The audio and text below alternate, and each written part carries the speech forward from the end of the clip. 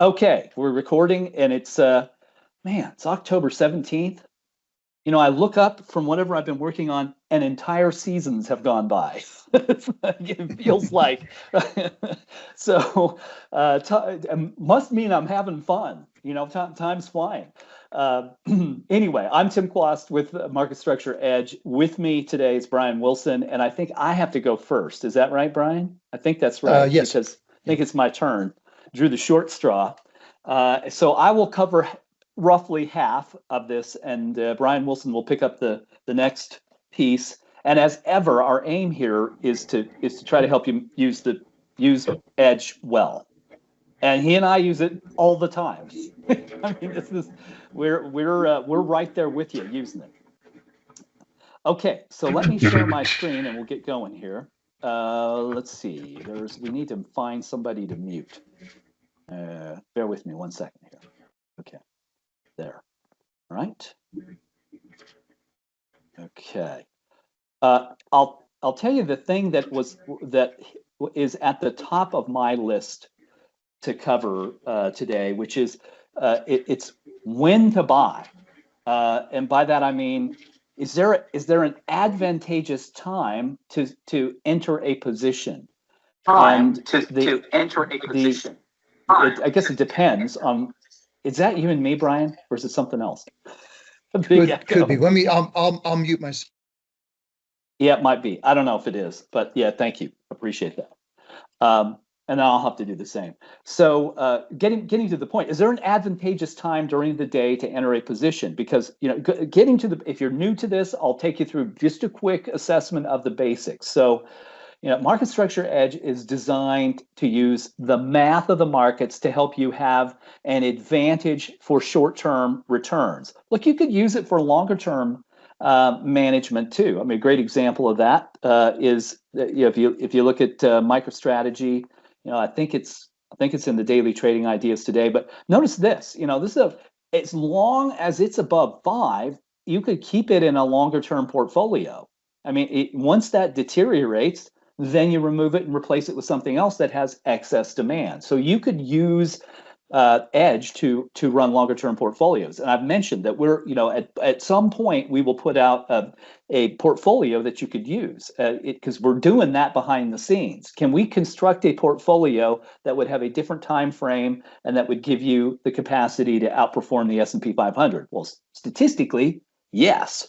We just continue to work on it, but the point here is Edge is designed to use math. It's quantitative. It's not fundamental or technical. It's quantitative, and it's designed to help us to understand what all of the money is doing all the time and where the imbalances are, so that we can use them to our advantage. And we built it around the regulations, comprising Regulation National Market System. It's a huge opus magnum of regulatory oversight, but it makes the market mathematical.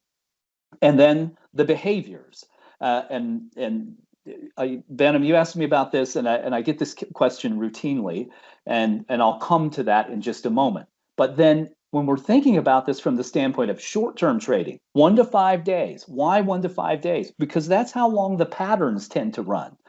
We track patterns behind price and volume. And if big portfolios, we didn't make it up, we discovered it. We ran the data and went, wow, you should see this pattern. There was one of those in tech last week, big passive pattern.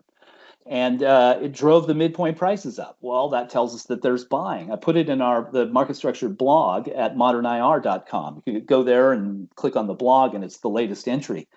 And so that's what we see in patterns. They tend to run about 5 days. And I think it means generally that if you're moving a position, you're trying to get it done in a reasonable window. You certainly can't do it in a day. There's not enough liquidity. The trade size is very small. It's less than 100 shares on average in the components of the S&P 500.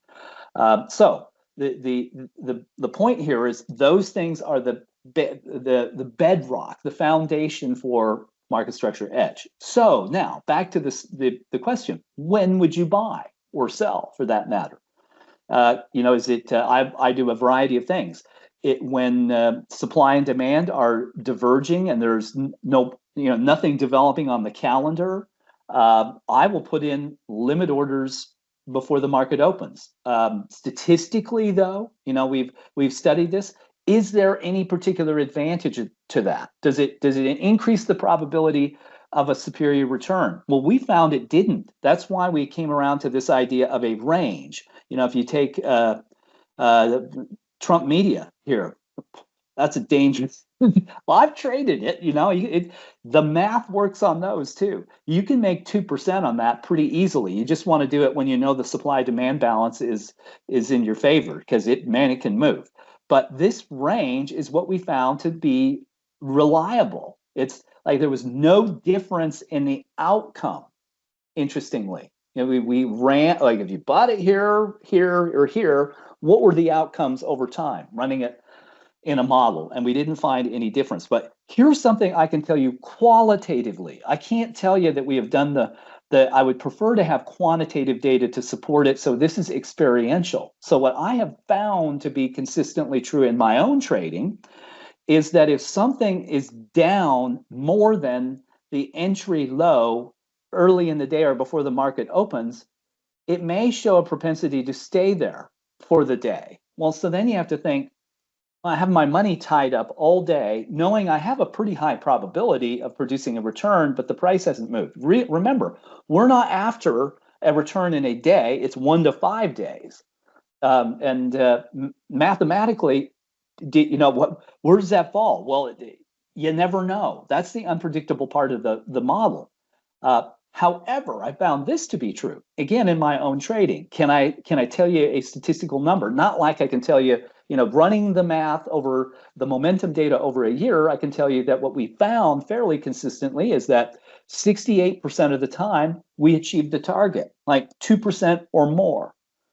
32% of the time we did not. And a certain percentage of those we were stopped out in a model. But when you add those things up, the model produced a 1.12% per trading day. Well, you add that up over a bunch of trading days, that's a big return. But it assumes a perfect environment, almost a vacuum, and it just doesn't work that way. When we human beings are distracted, we can't do things. If I'm busy doing things and I can't watch, I don't like to.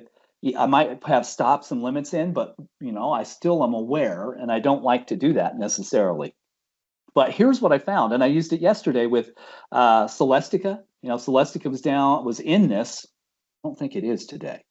And here's the advantage of the whole platform. If you're using daily trading ideas, say through Interactive Brokers, I can go look at why on the whole platform. Why something is out, but it was down essentially all of its volatility. And then look at circumstance. There's math and circumstance. Companies are reporting results and clearly, having TSMC report good results is going to affect the whole group. So you can say maybe that's the luck of the draw, but I have found this to be very consistently true, because it was also true for SiriusXM. They buying that down near the end of the day and then selling it fairly close to the open produced, in both of those cases, it produced a 2% return. But I did it immediately. So I saw that I was, I was way up before the market opened. I did not hesitate. I'm not waiting. I don't know what it's going to do, but I know I have taken this asset called whatever the size of my position is. I think I had $27,000 of that. So I take the size of my position and I want 2% return on it. I think of it very much like a return on assets. Not I'm investing in a stock. No, I'm deploying some capital at a high probability with a target rate of return. And when I achieve that return, I'm moving on, right? Why would you hope for more if you've already achieved your target? A good thing I did. I instantly sold the position at the market, the whole position, and there's your 2%. So how much time was my it's better for your capital to be exposed for a very brief time, like if it's Eastern time, 3:52 p.m. Eastern time, I buy the position. So I've got 8 minutes of exposure to the market overnight, and then the next day, if it's up 2%, you're out. Now you could wait and do the same thing at the end of the day. Go golf all day, come back, all other things being equal. And I want to make sure I address that. But I have found to be true. Then the other side of that coin is I've also found that if you're buying, so you look at whatever. Let's take, what's a good example today? Maybe it's MSTR. Let's have a look here. I was looking at some of these earlier. I don't know why that's here. So, if at the open, and we know that broad sentiment has ticked up, supply is low in the market, options are expiring. I'll talk about that, and there's earnings. Those two things are going to divot the probabilities. They do. They introduce elements of uncertainty that is going to have an effect on the probability. But if you're right in the entry range, it has a big spread. But if you're sitting in the middle at the open, what is the probability that that stock rises? Well, statistically, very high, much more so, interestingly, than if it's down 2 or 3%. Here's the volatility. It moves a lot. And I traded MSTR this week. Maybe that's helpful. There are ways to reduce time as risk. The longer your money is exposed to time, the greater the probability something happens that erodes it. Right? So, which is why high frequency traders are so successful. Their investment horizons are 400 milliseconds. That's not long to have your money, exposed. Blink of an eye. That's 400 milliseconds. So there's something to think about. I find that to be somewhat comforting because we want to produce a return instantly on our capital. Just keep in mind that the math in this model is 1 to 5 days, not 1 to 5 minutes. We buy a position and you hope that it's you have a propensity to sit and watch it, and you won't if you buy it at the end of the day, and then you don't have to worry about it. Generally speaking, you don't know what's going to happen overnight, but again, all other things being equal, we will have some idea of the potential for risk. That's a good thing to think about. So back now to behaviors, and I'll wrap up so Brian, you have time. In fact, let me do this. We'll use MSTR as an example. So if I go to the momentum portfolio on the Edge platform, I can see a little bit more stuff. I can see what the demand trend is. That's the D trend. Is it up? Is it topped? Is it down? The supply trend. And over here, the behavior. So, if we're looking at MSTR, now the top behavior in MSTR, this is a 30-day read. It could be different 1 day versus the trailing day. I mean, there are different ways to read these behaviors and which thing matters most. We often use a 5-day average too, so we can see what's behind the patterns. But that's Citadel et al. Citadel, Jane Street, Quant Lab, Two Sigma, Susquehanna, Infinium, GTS, Tower Research, Optiver, all those kind of firms that are proprietary traders. That behavior will not determine the outcome per se, all other things being equal. Behaviors, the rules prohibit exchanges which display all the prices. They don't match all the trades. They only match half of them. Broker dealers and dark pools match half.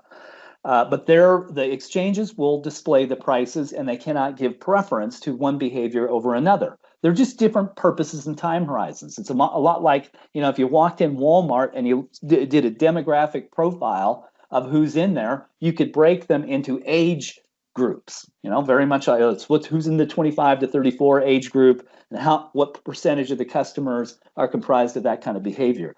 That's what we're doing here. But it's telling. If you see risk management during options expirations, which are occurring right now, could mean, even though it's an average, can mean that positions in derivatives are being reset. And then you could go look at the supply and say, well, are they long or short? And you could look at what it's doing. Are these positions getting set long or short?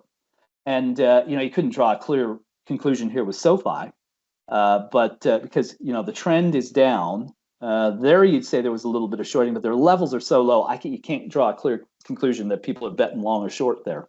Here you could. At September options expirations, that was a short bet, but it was covered by the into the end of the quarter. And did it produce? I don't know. It's hard to say. It possible, certainly possible that by here it did produce a return. But that's the behavior. So fast trading is price, active is story, passive is characteristics, and risk management is derivatives. So we say that all prices are driven by story, characteristics, price, and derivatives. You could look at it a different way, but that's the way that we bucket the behaviors because they reflect what you can observe in the market. There are stock pickers, actively managed assets. They're less than half of the assets now, functionally about 30%.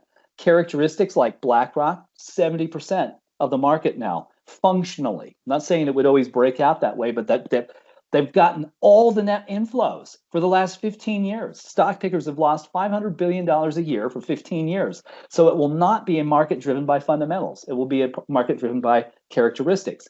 Machines set the prices. And then, derivatives are 20% of the market now, and they're resetting here. So, during options expirations, that's why it's risky. Why would ASML drop 20% or whatever they dropped, lose 20 to 25% of their market cap? Well, if 20% of their market cap is tied to derivatives and they change the outlook, then the value of these rights that are recorded based on future prices get marked to zero. And that 20% of the market cap comes off. It's not because money knee-jerk sells it. It's because an implication in the market gets repriced.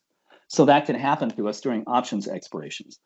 Okay, I think. Tim, could you take a look at a firm before we pass it over? Oh, yes. AFRM. I traded a firm this week too. It was yesterday, 2%. I hit my limit order. And it doesn't take much. When the stock is at 47, you need about 90 cents for a 2% return. And I think I bought it around 47, and I think I tripped my limit order at 47.92, something like that. So you look at this and say, and it's down today, right? You look at that and say, well, what's the matter with this? Nothing really, except that there were some short bets there. If you look at the beginning of October, probably some short bets. The trend, certainly, that is a very strong divergence. But again, during earnings season and options expirations, you never know. So you have to realize if you're trading during this period of time, your risk increases and your probability, how would you do I don't know what the math is on it, but it's certainly going to diminish the probability because of context. And I think it is down today, right? And would you buy this? Well, it depends on how much it's down. I always look at I'm frozen there. Yeah, it's down, 8%. So what I would do is go look at the volatility in a firm. We know it's in the momentum portfolio.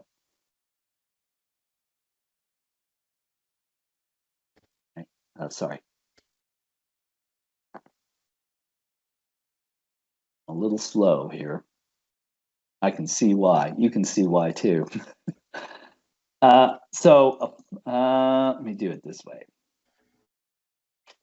I would go look at this, right? So if you're more than all of the volatility, to me, that's not a risk worth taking. If I look at SoFi, I want to, if you're saying, well, would you buy this at the end of the day?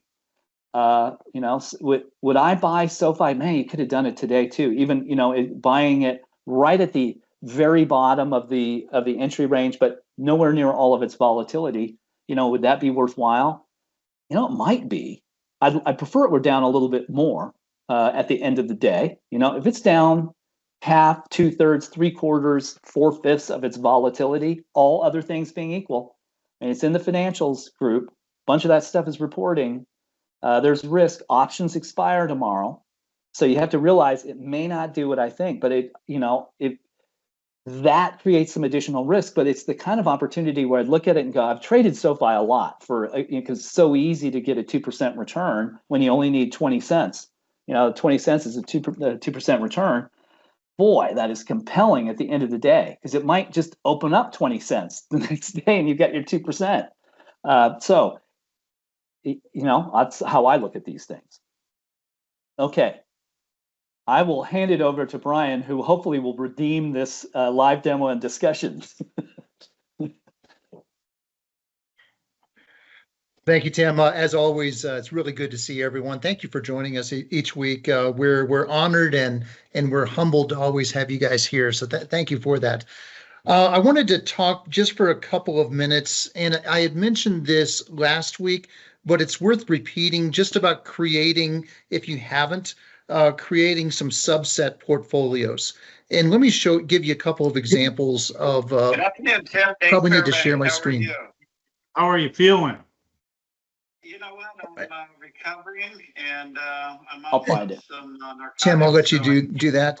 actually speak to you. Share my screen and give you a couple Your of customer, subset right? portfolios here. Yeah, amen. Otherwise, And there's different recovery ways never gonna that that you Okay, Brian, you'll have to unmute yourself.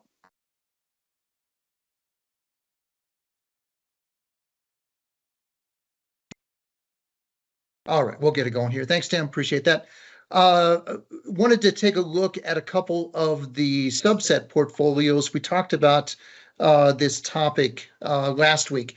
Different ways that you can look at it, and these are very easy to create, like the all equity portfolio, just to give you an example of what that looks like. And it's literally just, all the market caps, and then you have all the stocks that are in our universe, and you can slice and dice that however you want, and you can keep it really simple or you can make it really complex. I find the simpler you can keep it, the better, because sometimes you can get a little bit information overload if you're not too careful. But what I wanted to share with you was a point that I had made during the latter part of last week, and it actually worked out really well. This was the financials. So you have access to the financials as a sector. You'll have access to, healthcare as a sector as well. What I've done for a lot of the larger ones, I don't do it for the small ones, but I'll take those the financial sector, and I'll just share with you what I do here. And I just sort it by market cap, and I just capture the big ones. You can take whatever cutoff you want. Usually for me, it's the top 10, 13, something like that, because sometimes the big names will give you a clue what's happening in the space before the rest of the space starts to move. So we were coming into the beginning of reporting season last week for the big financials. It was last Friday. And if you look at what was happening right ahead of time, well, there was significant short covering. So short covering fell from 45% down to 42.5 in just a couple of days. That was enough for me to think that there was probably some bullish news that was going to be developing in the space. And the financials, if you had been following them, had been moving higher well ahead of reporting season. But I took that to mean that there was going to be further gains. What I ended up doing with that trade is I bought just a leveraged financial ETF, made 5% by the next morning, and let it go. Now, could I have held on to that and probably made another 5 or 6% during the subsequent 3 or 4 days? Yes, I could. I could have.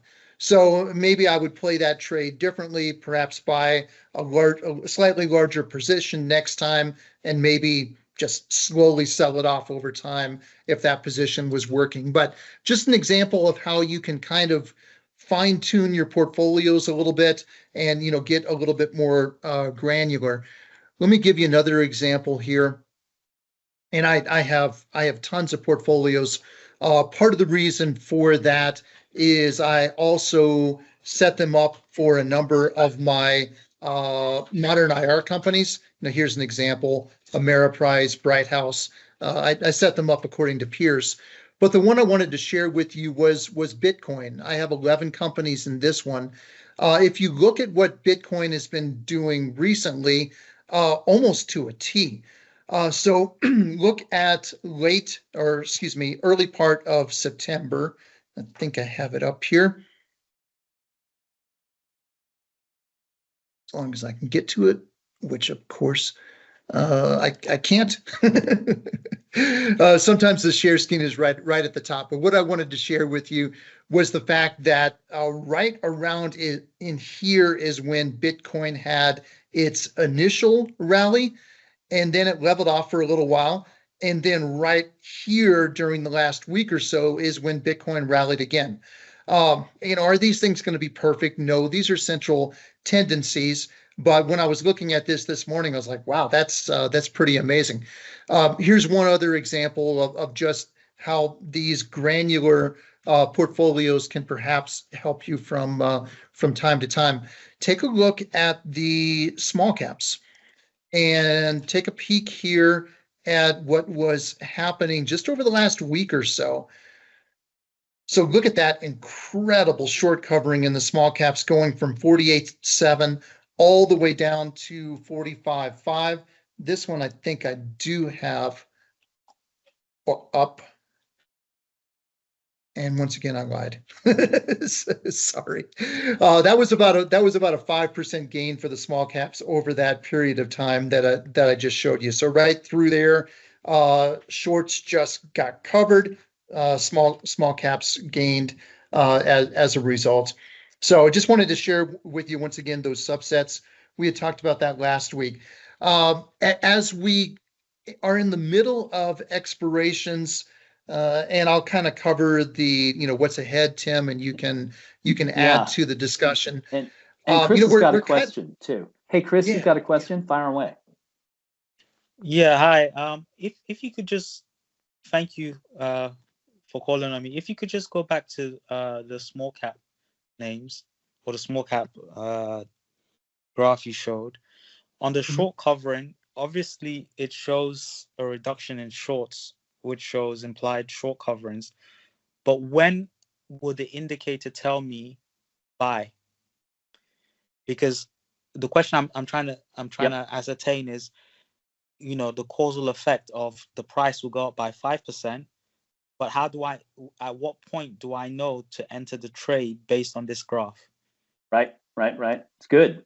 Brian, you can answer that. I'd say once you get a divergence, so if demand stays level and supply declines, there is a mathematical probability that you're going to see positive price performance, and to what level? The return to the trend would be Correct. ideal. Right. So yep, I would say the return to the trend. So, if you look at supply, let's call it from October 5th to the 11th, by the 11th, it returned to trend. I say that's a really good time to buy.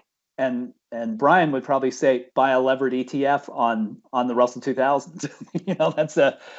They're short-term instruments, but that's a good way to do it. Sorry, Tim, just to be clear, when you said it returned to trend, yep. I've just signed up to this, so I don't know. Yeah. Okay. How do I know it returned to trend? Because I see it continue to go down from 11th of October. Yeah. So it's just a good rule of thumb. So that dotted line is I think it's a 30-day trend line. Yeah, it is. So 30-day trend line, and at the beginning of October, the short volume was significantly above that, and small caps didn't do well there, where you had flat demand and rising supply. Then it reversed, and by roughly the 10th or the 11th, I could call it back in line with the trend. Okay. Now there's your opportunity. Yep. So what you're saying is when you see the trend, when you see the short covering cross the trend line, that's the point where you say, here's an opportunity. And it's a rough central tendency. It doesn't have to be exact. Just clearly there was on the 5th of October, big outlier. You don't want to be buying that. But when that goes away and you're roughly near the trend line, I always say it's just a rule of thumb. But if you're 10% off of it, that's material. If you're inside of that, then there's where you want to be. That's a nice divergence and a great opportunity. Again, these things change quickly, so all of these horizons they're short. 5 or 10 days. Mm-hmm. So this is my Tim's indicator. Point, when I cross the trend line, this is my indicator. It's time to start thinking of buying, or if it was the reverse way, it's time to start thinking of shorting, as an example. Exactly, and certainly exiting. I was gonna show you one of these. In fact, was that? Let me see if I can find it. But that's right, Chris. That is right. Mhm. Um, I wanted to Thank you. highlight. Thank you, Yeah, guys. That's the certainly. Okay. Um, let's see. Was it MicroStrategy? Bear with me 1 second here because I made a note, and sometimes I go right past my notes to point this out. Venom, while Tim is looking for that, I'll go ahead and show you my Bitcoin portfolio. Go ahead and just share my screen for a second. Is it perfect? No. Um, I could probably add or subtract a couple of names from this, but it has been working pretty well here recently. And I'm sorry that I couldn't get the Bitcoin prices up at the same time. But if we look at this one, and those are the names that I currently have in there. So if you want to, take a snapshot of that. Of course, MSTR, you guys are familiar with that story. They're basically Bitcoin holders, and they're very leveraged in their positions. Tim, did you find what you wanted to share? No, naturally, isn't it? It's we're afflicted by It's the okay. same, yeah, the same thing today. Where I had it right in front of me before the discussion, and I don't have it there right at the moment. I'll take a peek at my what's ahead look, and then we can circle back, Okay. Yep. to that discussion.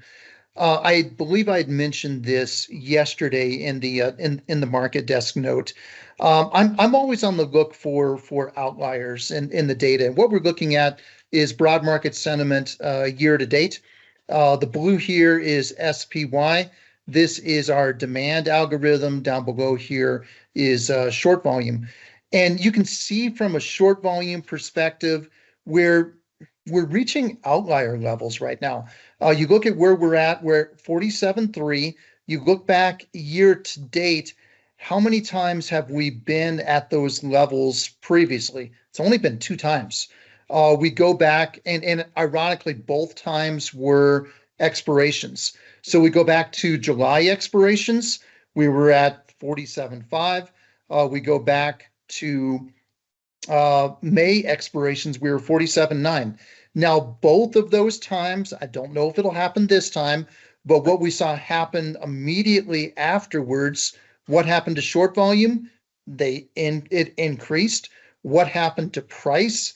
It leveled off. So in May, price went sideways until month end, and then we caught a rally from that point going forward. If you look at July, price went sideways until month end, and then we dipped a little bit further after that. But then we rallied. The point I'm trying to make here is we're at outliers. When the market tends to get, let's call it, out in front of its skis a little bit, it tends to mean revert. So in other words, I'm expecting short volumes to rise from these levels. Now, could they continue to move lower? Absolutely. Would that be even more bullish for the broad market? Absolutely. So just be prepared, mentally that could happen. But I'm also preparing myself for a mean reversion trade. And what I'm doing then is I'm buying a little bit of volatility. And the way that I play that is I'll buy it's UVXY. And it's a dangerous trade. I'll just tell you right away. It's a very volatile trade. But what I'm doing is my long-term portfolio is long. I have a lot of positions in that, and I'm setting this up as a hedge. So if the market does go the other direction, my long-term portfolio will lose money for a little while, but that UVXY position will then gain money on the other side. So I'm looking at a possible mean reversion here during the next week or so. Keep in mind that expirations is a natural inflection point. Market participants are making decisions regarding their derivatives. It's been a very bullish run here. Will we have the same type of inclination as market participants look ahead. We're looking ahead to the election. We're of course in the just getting into the heart of earnings season. We've had a very, very nice run. Now, can it continue? It sure can. But just be aware of what's been happening in the background, and that at natural inflection points, strategies can change. No matter how bullish they are, they can then shift the other direction. And you saw that happen both in July and you saw it happen in May as well. So I just wanted to point that out to you. And I would just tack on to that, and we'll wrap up. I know I realize we're bumping up against our limit here. Two things, and I did find my example. So number one, SPY. It's the only ETF we have on the platform, and you can look up SPY and track the changing the supply side in particular. And the supply side back over 60%. Now, one day isn't a trend. I don't know what it's going to do, but it tends to be a hedge. So that's something to think about. You're hedged short. It's because you might expect some pressure. If we look at broad sentiment, to go back to your, I think this is an important look. This pattern in individual stocks does not propagate gains. If you have a stock that bounces from 1 to 10, very difficult for those stocks, particularly if there are gaps between the bounces, for those stocks to appreciate. And this was a great momentum run, great entry point below 4, another great opportunity, but we have not had a real entry point since April. And to me, these gains have come on the absence of supply much more than the presence of demand. These 3 peaks, to me, that's decelerating demand. Now, the market's recovered here and it's above 5. And, as Brian said, could it take off? It could. But I think, I'm willing to go out, and every time somebody does this, including me, we are rendered fools. But I'd look at this and say, there's a very high probability of a meaningful correction coming. Now, it might not, and I can't tell you when it would happen, but this is a distinctly different pattern than what creates a momentum market. There are plenty of momentum opportunities to trade. Daily Trading Ideas is going to find that stuff, and if the conditions are there, it's going to tell us. But those are conditions to me that are cautionary, no question. Doesn't mean I'll stop what I'm doing, but I might reduce longer-term portfolio exposure to equities. Might do that. It's just something to think about. Last thing here, and we'll let you all go. The one I was thinking about, it's illustrative. So I traded this late in the day and then sold it. This is what changed. It's way below trend. Would you leave? Yeah, it's a pretty big move. To move from 43 to 46.5, it's a 10% move. Would I stay in this? Nope. I wouldn't, and it's why it's no longer in the Daily Trading Ideas momentum portfolio, because the supply side reversed. There are great ways to know when to go, and it's still got time. It doesn't mean that it's going to fall, could continue to rise, but you have a consistent mathematical reason to make decisions, and don't look back. Just go to where the probabilities are better. Diverging supply and demand statistically will overwhelmingly produce better returns. So that's why we do it. Doesn't mean it happens in every case. Okay, that was a lot. So, and I'm not sure it was helpful. I hope it was, but it's good to see everybody. I will be gone next week, which means the Brian and Henry show, Brian Wilson, market strategist, Henry Howard, whose note was really good today. Brian and I were talking about that. We'll host the live demo next week and the week after. Then I'll be back. I'll be back just in time for the election. Maybe it should stay gone. So thank you for being here. Good to see everybody. Have a good weekend.